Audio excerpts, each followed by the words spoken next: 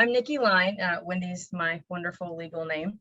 And welcome to Communication from the HART. HART stands for Harmony Arion Relationship Tools, which, it's a program that we developed to help with relationships. And just a little disclaimer, I will talk sometimes about polyamory, different types of religion, sexual orientation, or relationship orientations. This is not meant to offend anybody. It is just from the study of human relationships and communication.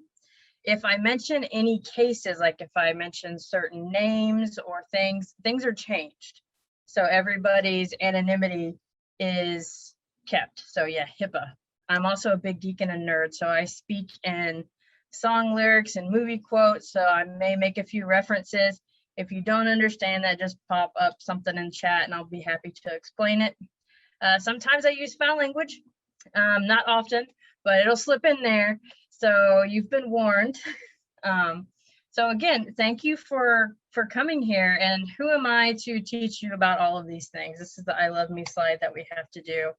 I'm a licensed professional counselor in Florida and in Georgia in the United States. I'm a certified sex therapist. I'm also a certified geek therapist.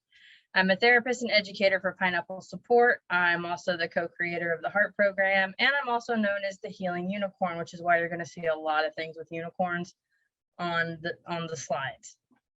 So why are we here today? We're here to talk about communication. So every successful relationship is a never-ending conversation. You never stop communicating. And this has come, this happens from like the first tentative questions that we ask each other, right? Like, what's your favorite color? What's your favorite movie? All these getting to know you questions, on down to more of the minutia love mapping questions that you may not even think of, like, what is your favorite tree, or what is your dream? And what are your plans to get there if you have one, or how can we help? And to those uncomfortable questions or tension-filled moments where it requires a lot of trust and commitment and a profound amount of vulnerability to explore how we connect to one another. And through these conversations, through communication, we discuss our pain, we discuss our dreams, we discuss, and it happens with the quality of our questions and our answers that allow us to learn and grow with one another through life. Communication is especially important when conflict arises, because in relationships, it's not if a conflict is going to arise, it's when a conflict is going to arise, because it's going to happen. If there isn't conflict in a relationship, somebody's people pleasing or giving too much. So conflict is going to happen. And then it's that commitment that we bring to, and that curiosity that we have for the conflict and what's making each other work, that's going to weave our lives together. And we want to work with each other versus try to correct each other. So that's that part of turning towards instead of away. And I'm using a lot of Gottman language, which I will explain as we get deeper into the presentation. So when we turn towards each other with communication in these moments of disagreement, communication happens whether you or your partner or partners are quiet or if you're super talkative. The words that pass between you, as well as expressions and gestures, because guess what? Communication is only about 70% verbal. A lot of it is non-communication. So it happens with how we look at each other, our tone of voice, how we present ourselves to each other. So these expressions and gestures that also accompany our words help define and determine how your relationship is going. And remember, a healthy relationship is not a fairy tale. I'm sorry, Disney and Don Bluth and any of the animators that bring these wonderful fairy tales to life. They're not representative of what an actual healthy relationship looks like. It takes a lot of vulnerability and effort to make a relationship work, and that requires communication. So as I said before, I use a lot of Gottman terms, and with the HART program, we derive a lot of our interventions, and our information is based off John and Julie Gottman's research that they do in Seattle at the Gottman Love Lab. They've been studying research for over 40 years, or not studying research, they've been studying relationships and communication and how to connect for over 40 years.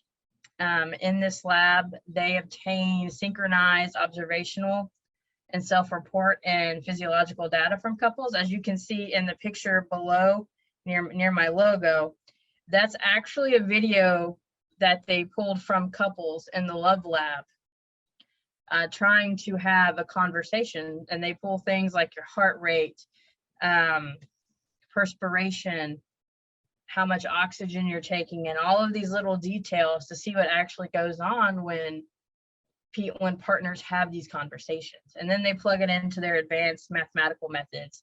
So they have observed over thousands of couples. So they know the areas that couples tend to struggle in the most.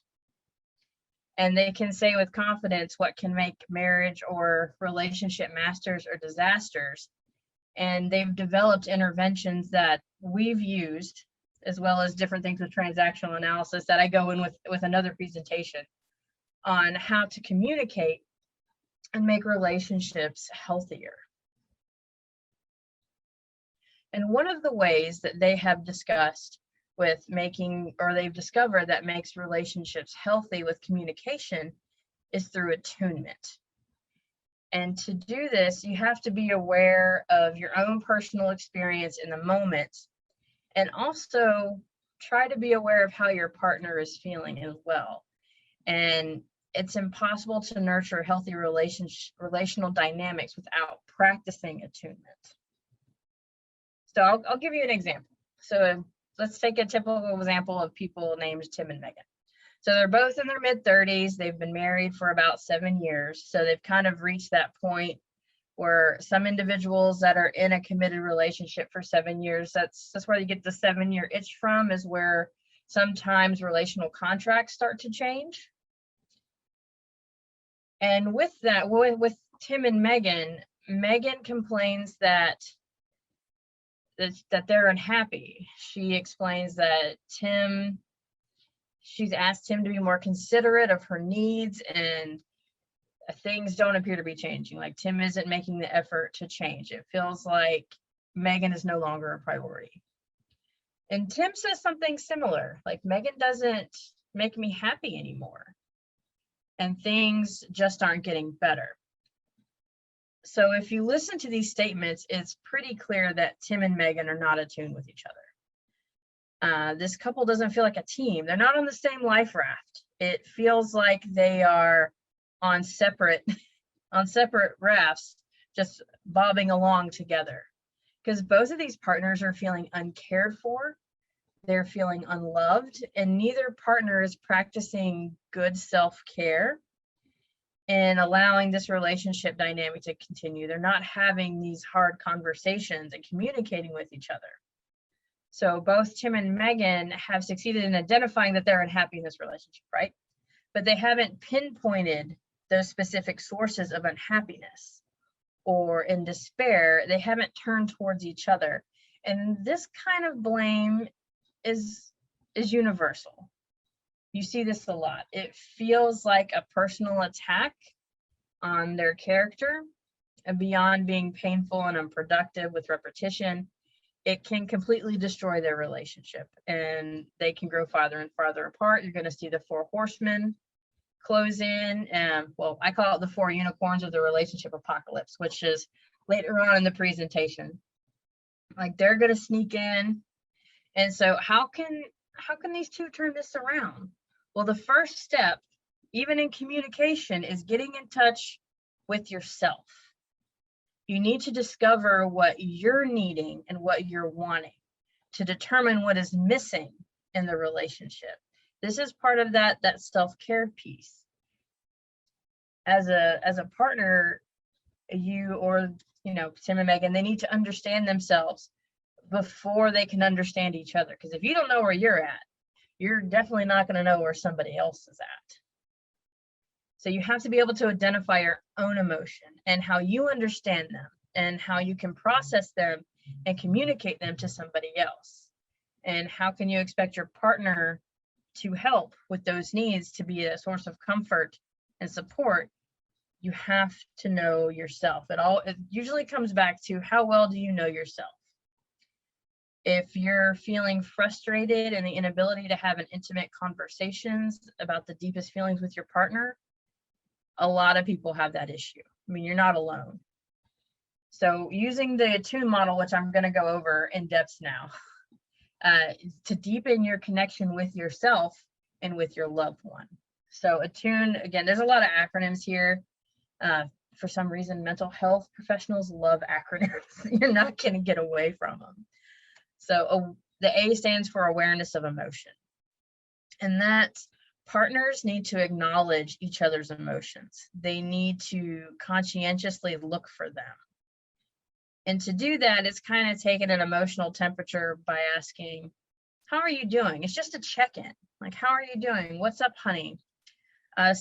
These questions allow people to see their partner's emotional side. And this seeking is to see the imperative, because without recognizing the emotions, partners won't be able to turn towards, they won't be able to do the next step. So in your part, if you're the one who's getting asked, how are you doing, honey? Or what's up? How are you feeling? You have to be honest. You have to be honest with your partner. If you're feeling shitty or you're having a bad day, you're feeling frustrated, you have to be able to turn towards them and say, I'm really not feeling that great. Like I'm having a bad day. And then that will allow them to do the next step, which is turning towards the emotion. You know, you have to decide to address your partner and their emotion in words like, hey, let's talk about it.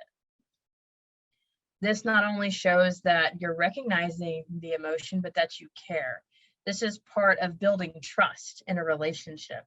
This is one of those sliding glass door moments or sliding door moments where if you can go left or you can go right, and that's going to change the outcome of what's going to happen. Especially like if you're turning towards that, showing that, hey, I'm in it to win it in this relationship. I'm on the same life raft with you. I want to be here. And then you have to be able to tolerate the emotions. Sometimes that's really hard. I know for me, it's hard to tolerate anger. I have to have a lot of spoons to be able to tolerate a partner's anger.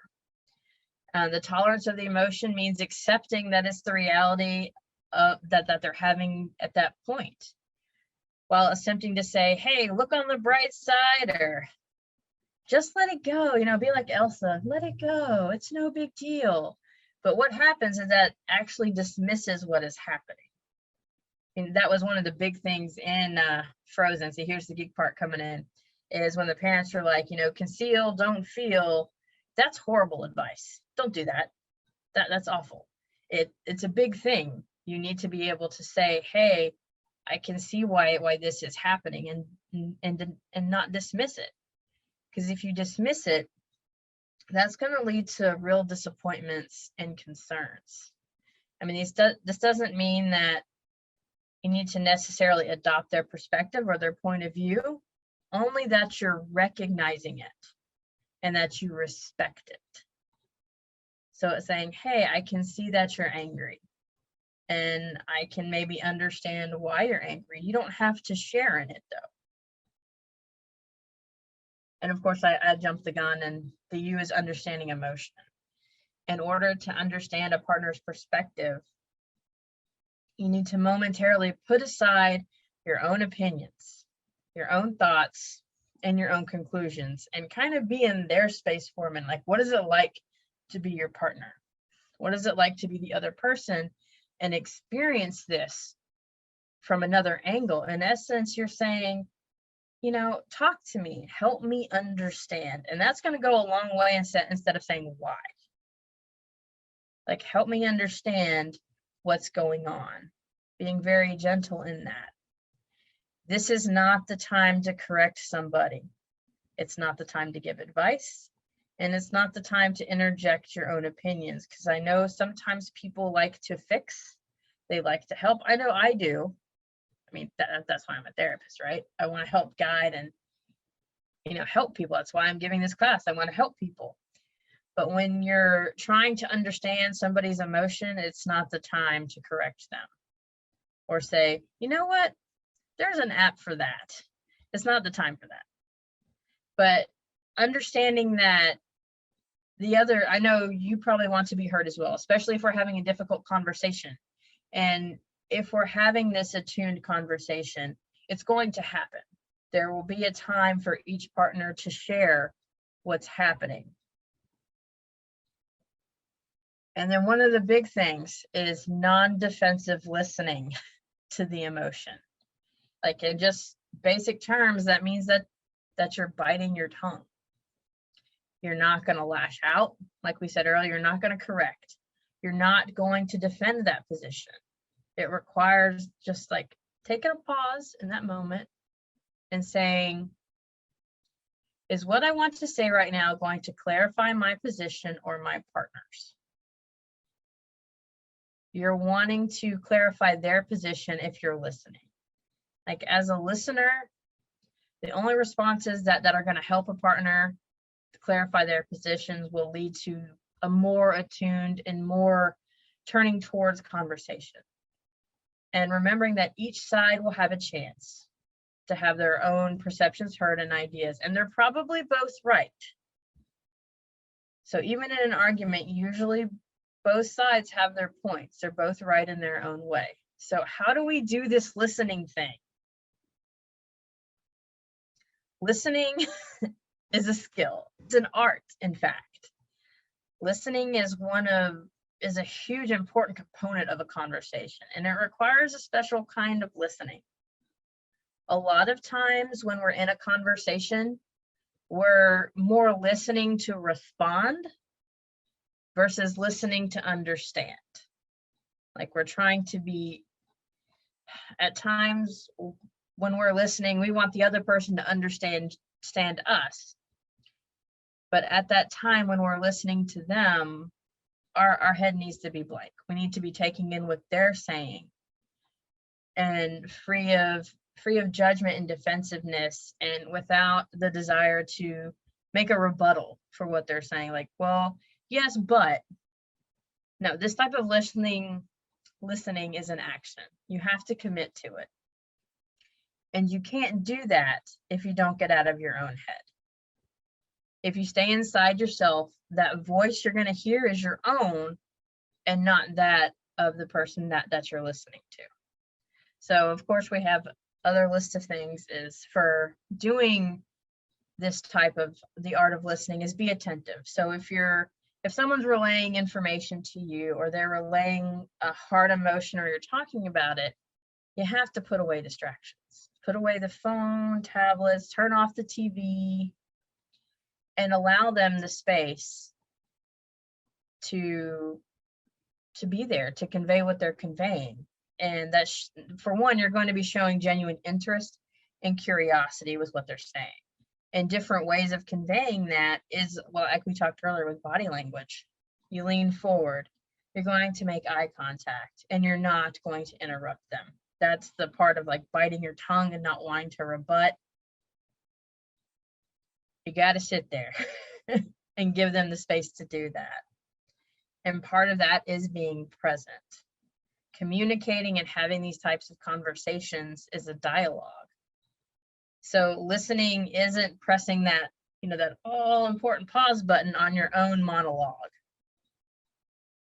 You're actually putting that aside. When you're being present as a listener, you don't assume you know what your partner is going to say next. While your partner is speaking, avoid thinking about what you're going to say or preparing how to defend. You just sit there and listen, and again, taking it all in. I know I'm repeating this because it's really that important. Most individuals, not just in platonic relationships or romantic relationships or business relationships, we're usually thinking of our response versus taking in what the other person is saying. It's okay to pause, to actually take it in and think of the response after they're done speaking. I mean, even when I'm in sessions with people, I'm taking notes. I'm not necessarily saying like for every conversation you have with people, you pull out your pen and paper and start taking notes on what they're saying, or what they call keeping receipts, looking at, the text messages or anything. but kind of making like little mental checklists. Okay, there's this, and that's okay. And even with this, if you need to say, hey, and then this is part of the asking questions, like even saying, hey, can I pause you for a minute to ask a question? If you don't understand something, please ask, because that's going to help them know that you're listening. And ask those open-ended exploratory questions, not yes or no. If you ask these exploratory questions that's saying, hey, tell me more about this, or is there like a story or a memory attached to this, especially if someone's reacting to something really strongly, there's probably an experience that's attached to that emotion. And in these conversations, remember, it's not an interrogation. You're just trying to get to know what's happening on the other end. And also part of being a listener is tune in. If your job is to be a listener, tune into the feelings, like we were saying earlier in the attune, being awareness of the emotions, being aware and tolerant. And you're not going to minimize or dismiss or fix them. You're just taking it in. And if they're speaking, in a harsh tone, maybe they're angry. Or they could be in a sad place or a happy place. But it is not your place, because this tends to be a codependent pattern. It's not your place to make somebody feel better or to cheer them up. Your job as a listener and taking in part of that part of the conversation is simply just to take in what they're saying and to understand and to hold that space for them. And that's part of being a witness, is that so your partner doesn't feel so alone. It's a powerful tool to sit there and be able to use another skill that's called active listening, which is part of the special kind of listening. It's for your partner to know that you understand what they're saying. For example, if your partner is describing a problem with a friend, you may say, it sounds like you're really upset with your friend and how she's being demanding and judgmental. It makes total sense to me why you would feel that way. And you're taking in what your partner was saying. You're not parroting it back. You're paraphrasing and showing validation and empathy within this statement. You don't have to speak like a therapist. I've actually had, I've been in sessions where, clients will say things to their partners or partners, and they're like, you're not my therapist. Like, okay. It's just recognizing that you're recognizing the feeling and you're paraphrasing back what they're saying. And it's letting them know that you're heard. The funny thing is our partners, they don't actually know what's going on in our head, even though we would like for them to, or sometimes I hear, well, they should know. They don't. So being able to let them know that you've heard them through active listening lets them know that, okay, actually they understand what's going on in my head. And trust me, if you get it wrong, they will correct you.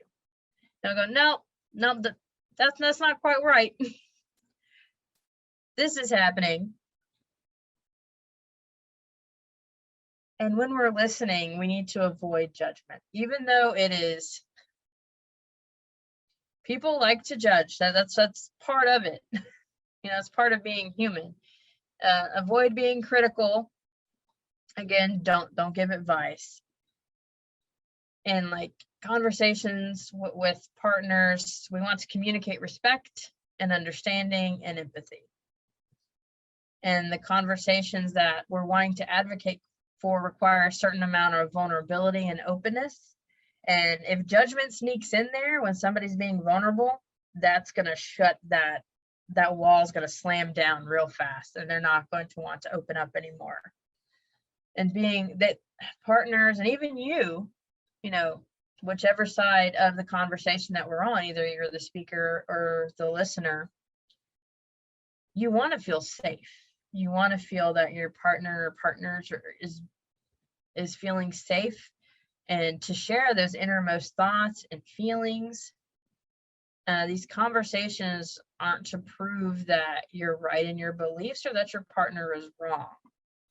If you're seeking to like be right, then we need to look at the other goal of the conversation, the goal of the relationship.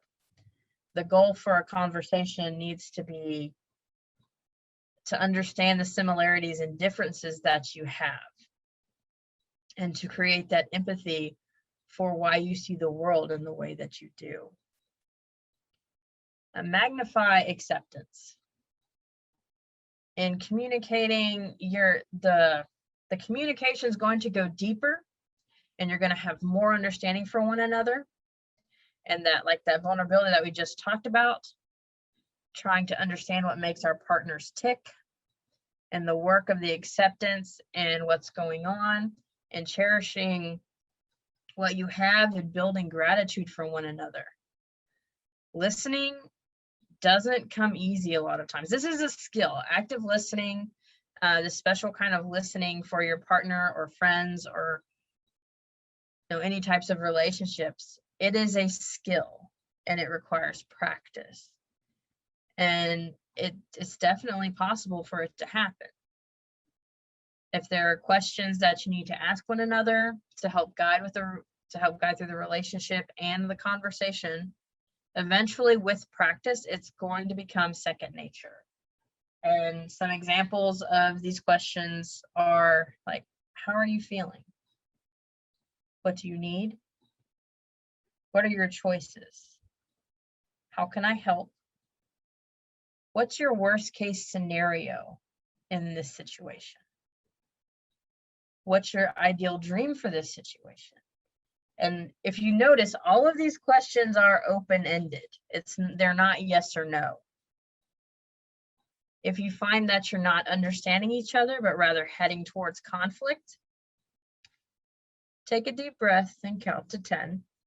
This does work because it helps with the brain and the emotional centers to kind of break that fight or flight response that's coming up, or the flooding and the anxiety. You can even take a bathroom break and self-soothe. That's a whole other course on like flooding and self-soothing during difficult conversations. And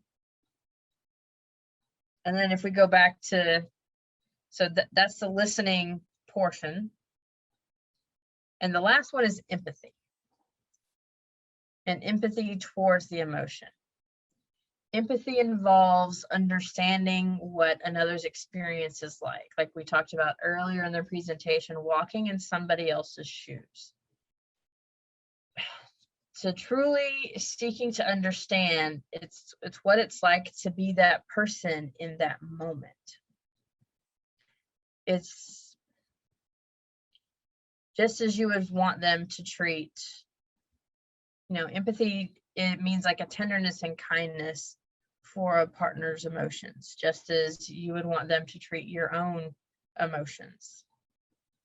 If, think about knowledge is like mental understanding. Empathy is heart understanding. It's emotional intelligence.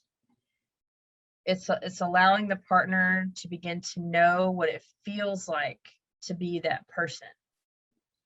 And it's taking like just a peek behind the curtain in their world to understanding from their perspective, even if you don't agree from it. There's a great video from Brene Brown, which is the empathy versus sympathy. And if we have time at the end of the presentation, I'm happy to show it, but I want to make sure that we have time for all the things. And so now we know like how to attune with relationships. And like I mentioned earlier, why are you not doing that? There are certain types of communication that kill a relationship. And I mentioned earlier the 4 unicorns of the relationship apocalypse. And they are, number 1 is criticism. That's negatively judging and ascribing behaviors as character flaws. Contempt, choosing verbal and nonverbal communication that puts your partner down or betray or portrays a sense of superiority.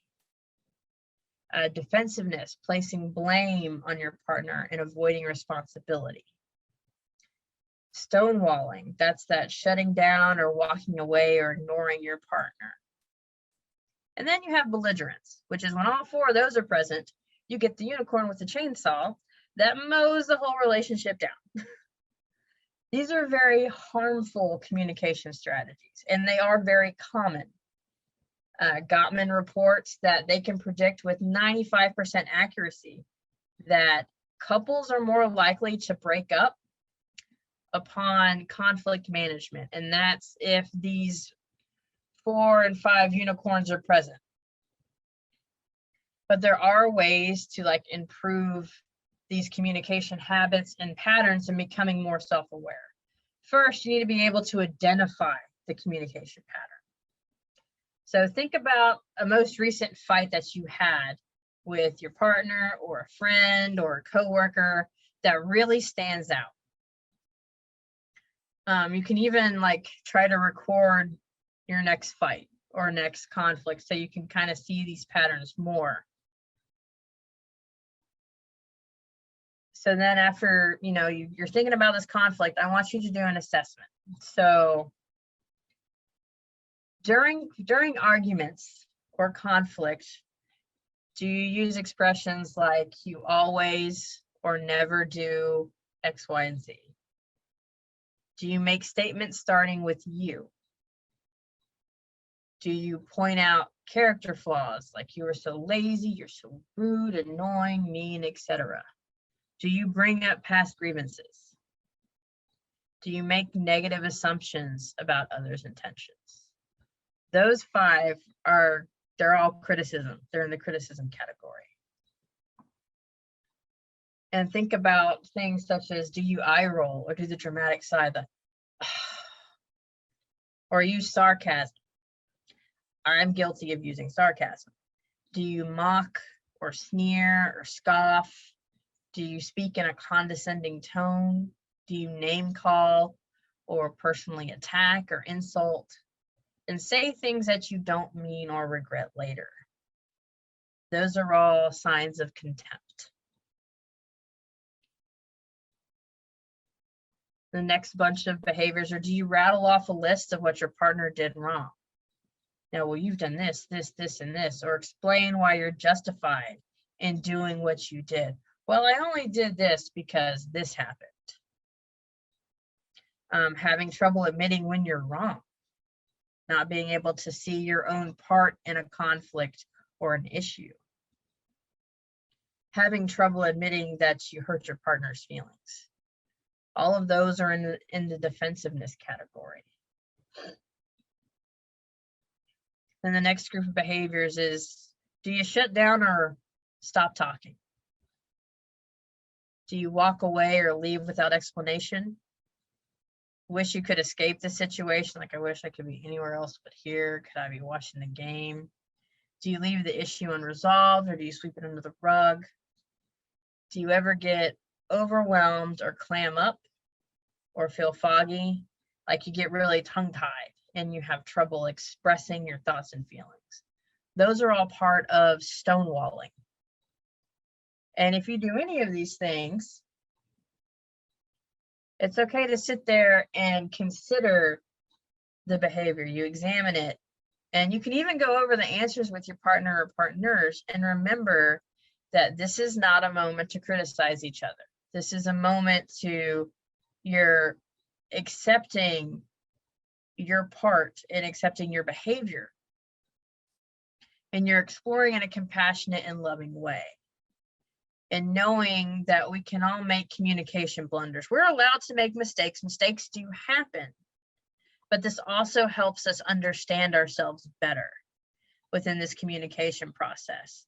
It's also lets you know when you start flooding, like when you start to get overwhelmed, when that fight or flight is kicking in, when you need to self-soothe, when these things are starting to happen. See if your partner agrees with your behaviors that you've identified, or do they agree with the things that you've identified about them? Do you think that there are different ones that you didn't identify. People can have two different memories of the exact same event, especially when heightened emotion is involved. Human memory is fallible. It is not correct 100% of the time. In fact, there's been a lot of studies that show it is not correct. However, both of your experiences are correct because you both experienced it. So even if you don't agree with what your partner is saying, take a moment and be curious and see if you can find out what you did that might have triggered this emotion in your partner. Perhaps you're coming off in a way that you don't mean to.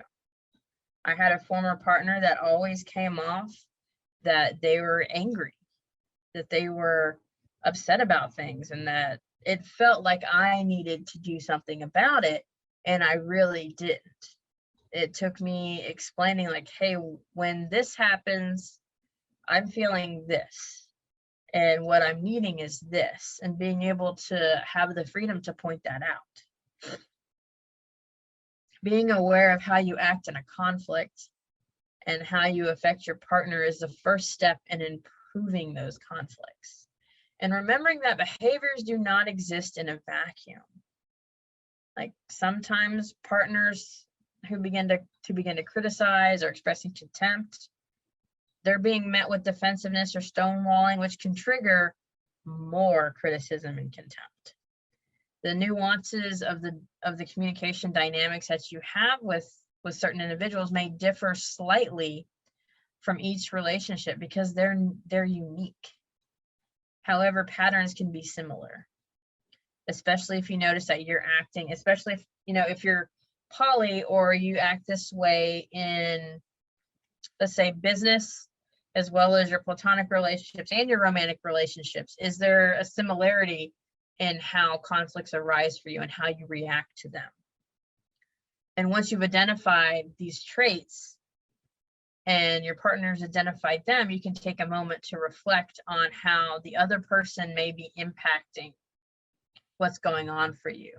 This is part of a negative communication cycle or part of the games that we play with each other in transactional analysis. And games doesn't necessarily mean that, I'm Machiavellian, I'm playing like this weird psychological game with you. It's just how games are considered a pattern of behavior.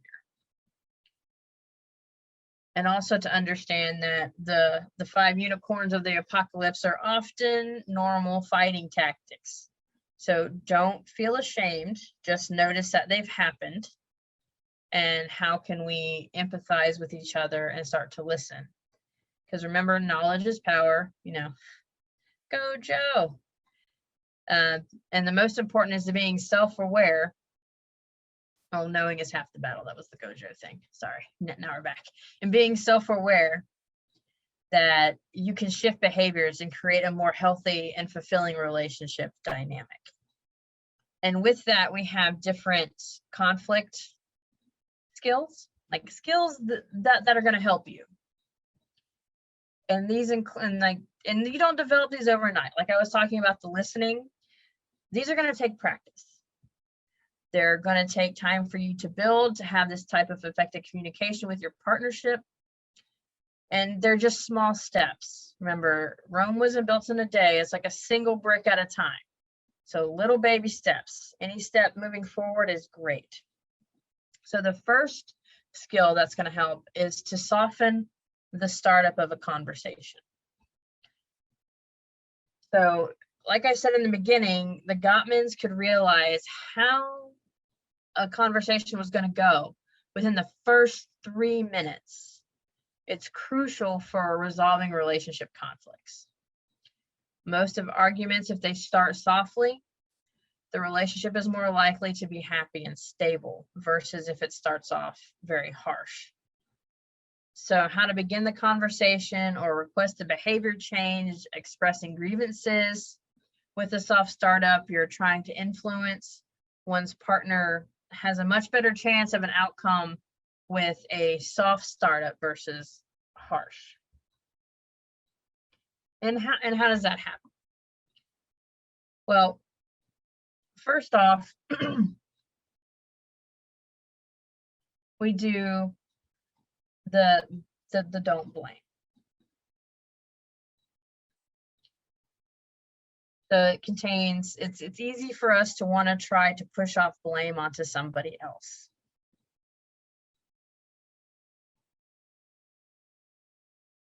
So no matter whose fault it is, when we're trying to blame, we're trying to push it off on our partner or push it off on somebody else. And this is approaching them with criticisms and accusations, and it's not productive. It's all about the approach. Instead of like blaming a partner and saying, hey, you said you'd clean the backyard today and it's still a mess. Try a complaint instead. It's, you know, hey, there's still some fallen leaves in the gutter and tennis balls everywhere. We agreed you'd rake up after Buster. Buster being the dog. And I'm really upset about this. And that particular quote follows a complaint formula, which is expressing how you're feeling. It's best to start off with, I'm feeling X, Y, and Z, or a physical state of tiredness and pain, instead of saying you always or you never. And talk about a very specific situation. I mean, that's number 2. You know, stating your feeling and then describing a situation that's causing the feeling. Many complaints couples have about each other will never go away. They're perpetual arguments. It's going to happen. If it's bad news, the good news is the complaints don't have to drive a relationship to a bitter end. As long as couples can keep their complaints from becoming criticisms, complaints will be a minor nuance in comparison to what criticizing each other is going to happen. And remember to state a positive need. Like, ask your partner to take a positive action to resolve the complaint.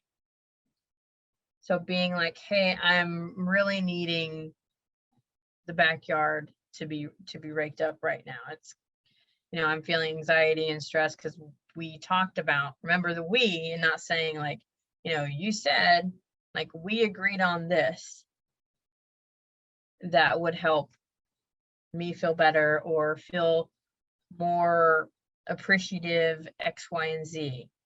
And remembering that this formula doesn't guarantee that complaints are going to be resolved, but it does give the relationship a tool that they can express for their complaints without the risk of their requests being sidelined by somebody else and having to defend against like a potential criticism that's coming up. Make the I statements. I know the all wonderful, infamous thing that all therapists say, use I statements instead of you. And it's really true because you're bringing it back to yourself. When you start sentences with I, you are less likely to seem critical, immediately putting your partner or the person you're talking to in a defensive position. Instead of saying, you're not listening to me, you can say, I don't feel like I'm being heard right now. Instead, you're so careless with money, say, I think we should try to save more money. And focusing on how you're feeling and not accusing your partner. Both of you will most likely feel that you're being heard and that you're most likely going to understand each other. And we talked about this earlier. The next part is describing what is happening, but don't judge. Instead of accusing or blaming your partner, simply describe how you're seeing the situation. Though you may be at the end of your rope, you know, you're really frustrated and, you know, like you really want to yell and scream, keeping yourself in check is going to be worth it in the end. Being able to have that self-soothe part, instead of saying like, you never watch our kids, because that's that criticism piece. Try saying, I'm really exhausted. Could you help out with the kids right now? That's going to go a lot farther than you never watch the kids. Your partner or partners are more likely to consider your point of view and to deliver the results that you're hoping for with this approach. And be clear, no matter how long you've been together, You cannot expect them to read your mind. We're not mind readers. As much as I would love to say, hey, yeah, I can read your mind. No, we're not. You have to ask for what you need and what you want. And empathy that we talked about earlier is only possible when you've removed all preconceived ideas and judgments about what your partner feels or needs. When you assume responsibility for your partner's feelings or take messages personally, you're blaming and judging. And judgment of your partner's experience is an attempt to protect yourself. To empathize with your partner at a level that creates healing, brings you closer, and demands your full focus to your partner's message. And this goes back to the non-defensive listening that we discussed earlier. And that engaging that curiosity versus you automatically know what this is all about. One of the next skills is being polite and appreciative. You know, the phrase goes, you catch more flies with honey than you do with vinegar.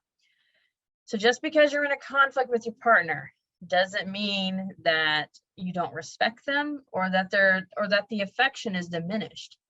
Adding phrases such as please and I appreciate it when you can be helpful in maintaining that warmth and emotional connection that you're wanting during a difficult conversation. And according to Dr. Gottman, being polite in relationships is one of the first things to go after we're done dating. Dating brings out the best in us, like when we're first connecting and we're having that new relationship energy, because we want to put our best and shiniest foot forward and putting in the effort to make a good impression. We're eager to please at that stage, and not surprisingly, we tend to receive the same in return. And we want to experience our partner to be kind, generous in spirit, and polite. Being polite in relationships comes naturally when we first start out. And again, like we said, it was the first thing to go. So being able to just say thank you, please, and keeping that alive in how you're communicating or in your relationship. And next, don't store things up. I know sometimes we want to keep things inside until we burst, and that's usually when we have those outbursts of emotion, when you're exhausted and you're overwhelmed. One issue is going to lead to another, and you suddenly find yourself bringing up like this whole laundry list of issues to your partner or whomever. But really, the solution is when something happens, you need to stop and talk about it, or at least talk about it soon after. So if something happened at a dinner party, or you go out to dinner, when after the dinner party's over, you can pull your partner aside and say, I felt frustrated during this, or I felt hurt when this was said, and this is what I'm needing. Again, you're using that complaint formula that we talked about earlier.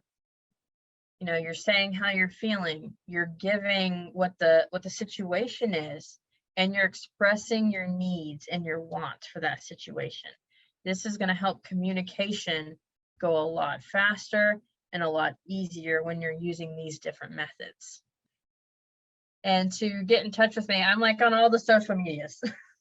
So just look up @therapist Nicki or Unicorn Nicki, and you're going to get me my emails up there, as well as once a month, myself and another therapist, we talk about relationships and trauma on our Twitch channel, Harmony Geek Therapy, which is a particular show that we like to call the movies that traumatized us. We pick a movie and then we go over all the relationship aspects and trauma aspects in those older movies, like from the 80s and 90s and sometimes the 70s.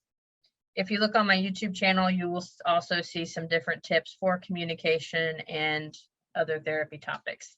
And I have really enjoyed being here today, and I appreciate Pineapple Support so much for allowing me to have this platform.